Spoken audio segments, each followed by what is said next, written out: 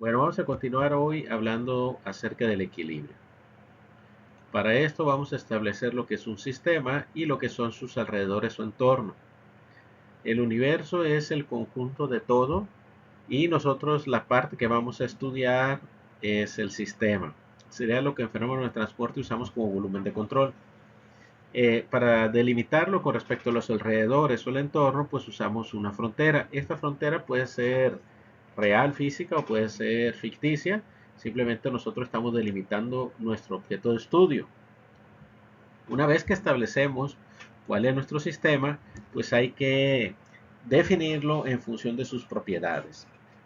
Nuestro sistema de estudio, en donde vamos a estudiar nuestros fenómenos, van a tener varias propiedades. Estas propiedades van desde las propiedades medibles, que conocen como presión, temperatura y volumen. Hablando del volumen por volumen molar, el volumen total no tiene ninguna definición porque pues yo puedo tener un recipiente con un volumen y tener diferentes tipos de fluidos dentro de él, y pues no tiene nada que ver el volumen total con la propiedad que tiene el sistema. En cambio, como volumen molar es una propiedad intensiva en donde depende de las características del material que tengo ahí.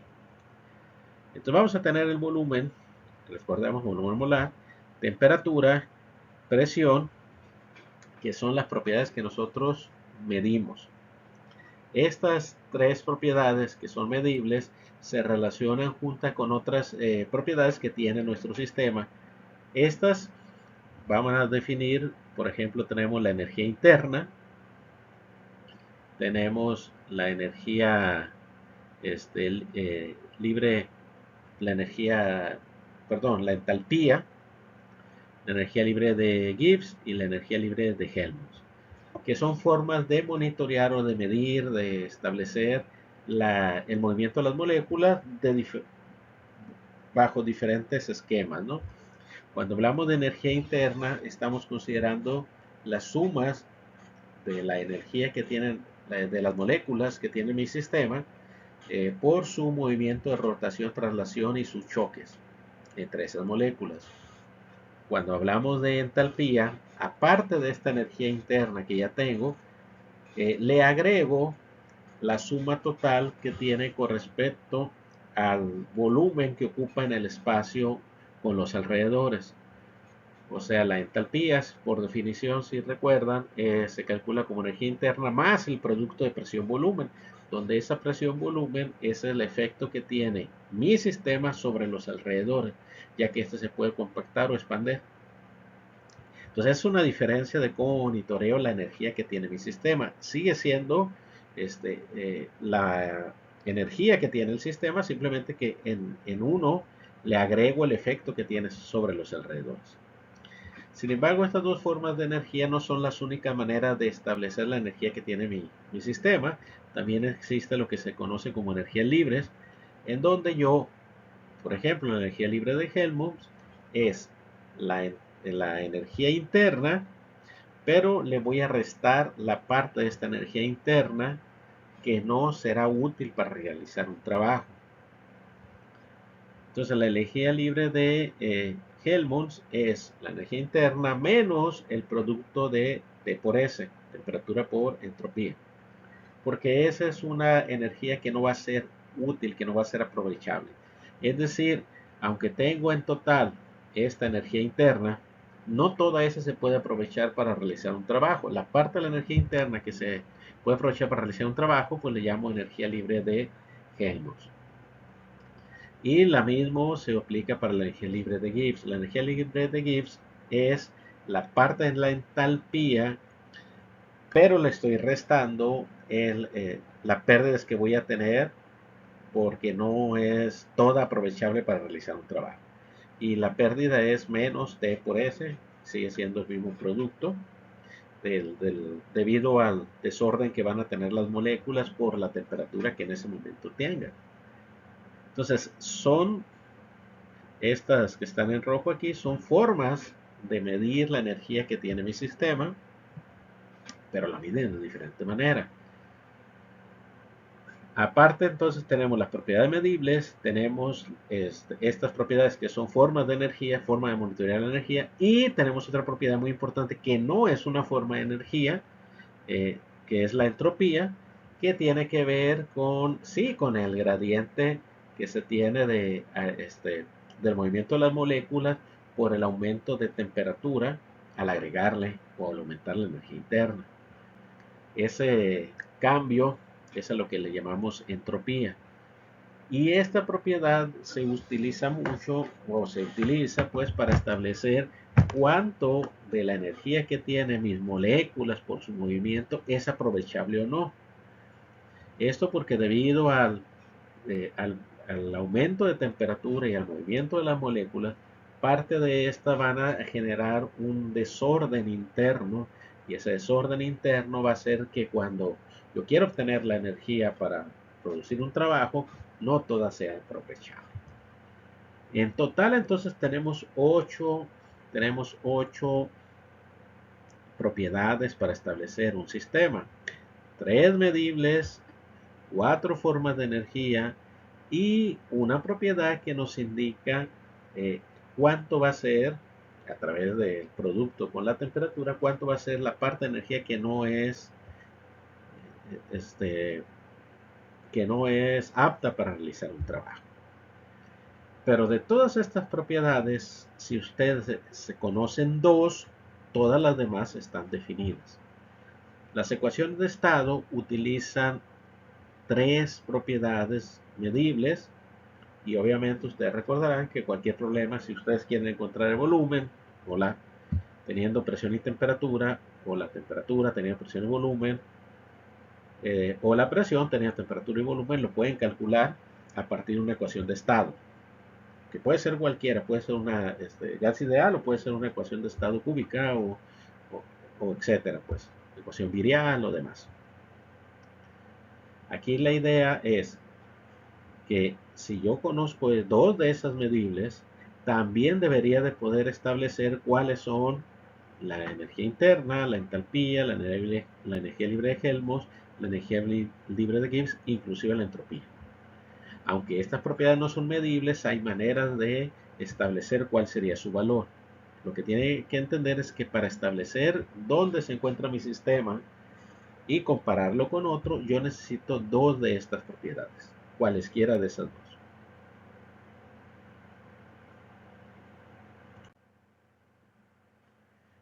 Para relacionar las propiedades medibles y las propiedades no medibles, tenemos las relaciones de Maxwell. Estas que se presentan aquí son las relaciones de Maxwell más comunes, y lo que hacemos, o lo que hacían en los ejercicios de termodinámica, pues era utilizar estas combinaciones para, a partir de propiedades medibles de los sistemas, calcular propiedades no medibles, y así tener una idea de cómo se comporta el fluido o el sistema que están ustedes estudiando. Estas propiedades medibles y no medibles, como son en dependencia unas de otras, también establecían rutas o mecanismos a partir de los procesos cíclicos de matemáticas que tengo a BC, y que puedo hacer las derivadas de A con respecto a B, mantenerse constante, y hacerlas el giro en el sentido horario para hacer la combinación de estas propiedades. Y entonces, a partir de las relaciones de Maxwell y a partir de estos procesos que le llamamos cíclicos, poder calcular propiedades medibles y propiedades como el coeficiente de expansión volumétrica o el coeficiente isotérmico, aquellos que calculaban ustedes para gases ideales o para alguna ecuación de estado. Entonces, lo que tendrían que hacer en estos casos, pues es cuando tienen una dependencia, una derivada parcial, pues es sustituir la ecuación de estado que le relaciona esas propiedades medibles, y hacer el álgebra y la matemática necesaria para eh, llegar al cálculo de esas propiedades que se pueden monitorear en fluidos.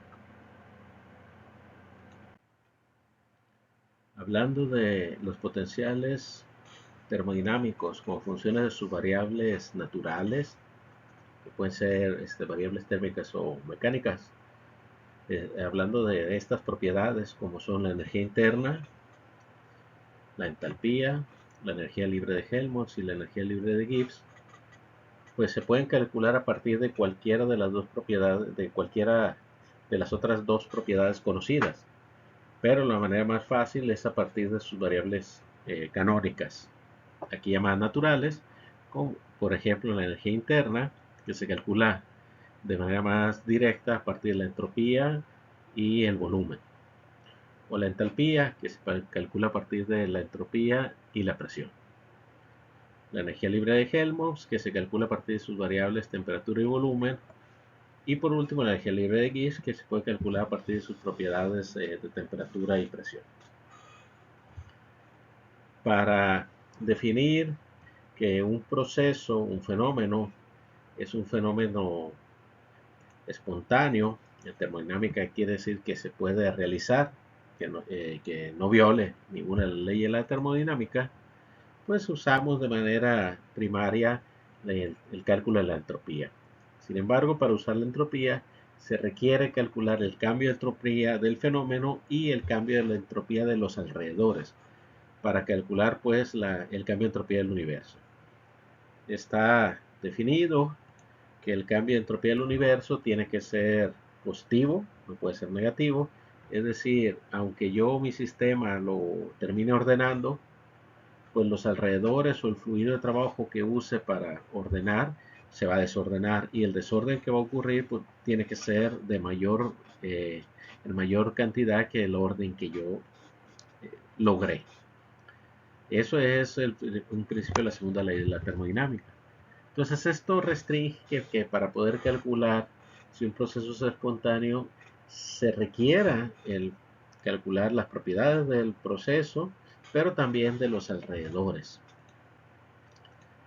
Es por ello que vamos a usar las funciones de energía que tenés arriba definidas a partir del cálculo de sus propiedades canónicas.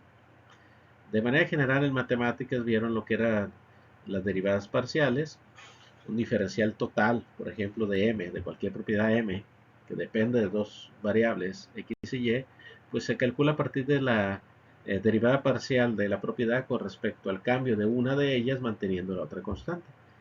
Y la suma de este producto pues les da la variación total que va a tener esa propiedad.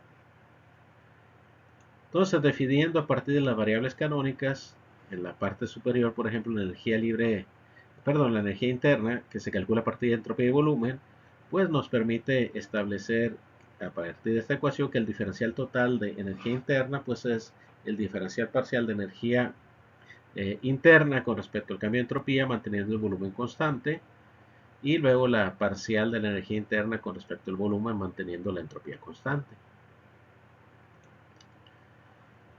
Si eso lo generalizamos a partir de las simplificaciones que tuvimos en el caso anterior, que ya habíamos platicado en el video anterior, donde tenemos que el cambio de la energía interna con respecto a la entropía manteniendo el volumen constante no es otra cosa que la temperatura.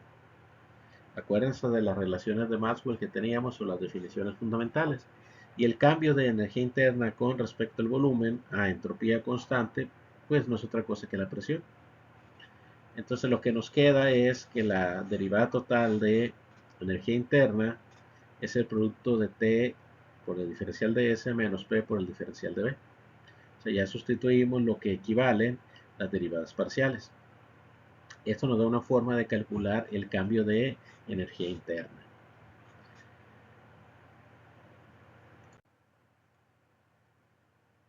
Entonces, para establecer que un proceso es factible con la potencial de energía interna, pues vamos a tener que el diferencial de volumen y el diferencial de entropía tiene que ser cero.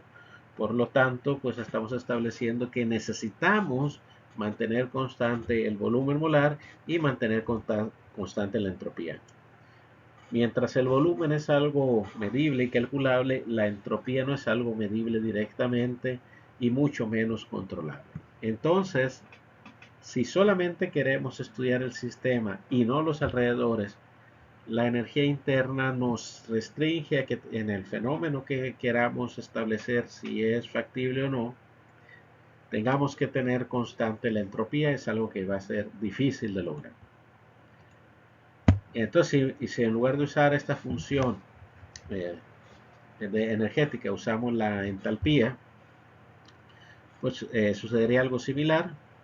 Vamos a tener la parcial de entalpía con respecto a la entropía manteniendo la presión constante y la parcial de entalpía con respecto a la presión manteniendo la entropía constante. Por las igualdades anteriores que ya se habían presentado o que en termodinámica tienen tablas para eso, pueden ver que esto no es otra cosa que la temperatura y el volumen. Las parciales son temperatura y volumen, y por lo tanto esta ecuación que tenemos aquí es la que nos permitiría el cálculo de factibilidad. Para que un proceso sea factible, entonces nosotros tenemos que minimizar o tener el cambio de entalpía menor que este producto. Ahora, si estoy en un proceso donde mantengo la presión constante, y tendría que tener también constante la entropía. Eso es algo que en un proceso va a estar muy complicado porque no es algo medible directamente, mucho menos controlable. Entonces, estas dos pruebas de factibilidad existen, pero no son aplicables. Existe pues la del cambio de entropía, nada más que nos remite a que tengamos que calcular el cambio de entropía del sistema y de los alrededores al mismo tiempo. De las pruebas de espontaneidad usando las funciones de energía como la energía interna o la entalpía, no funcionan en práctica para poder calcular si un fenómeno es factible o no, porque se complica poder controlar la entropía. Por eso es que se usan las energías libres, porque sus variables canónicas son variables medibles. Vamos a ver el ejemplo, por ejemplo, la energía libre de Gibbs, en donde sus variables canónicas son temperatura y presión, que vienen a ser las variables más fáciles de controlar, bueno, relativamente fáciles de controlar. La derivada parcial de la energía libre de Gibbs nos remite a calcular la entropía, pero no la derivada de entropía. No estamos hablando de la variación de entropía, sino de la entropía que tendría en ese punto. Y por otro lado, la derivada parcial de la presión, pues es el volumen. Y entonces, si yo quiero hacer una prueba de espontaneidad sin estudiar los alrededores, simplemente mi proceso, en lo que me debo fijar es en la variación de la energía libre de Gibbs para ese fenómeno, manteniendo la temperatura y presión constante. ¿Y qué es lo que tengo que fijarme? Que la energía libre de Gibbs disminuye. Es decir, el estado final tiene que tener una energía libre menor que la anterior. Entonces ese es un fenómeno natural, espontáneo, factible de realizarse.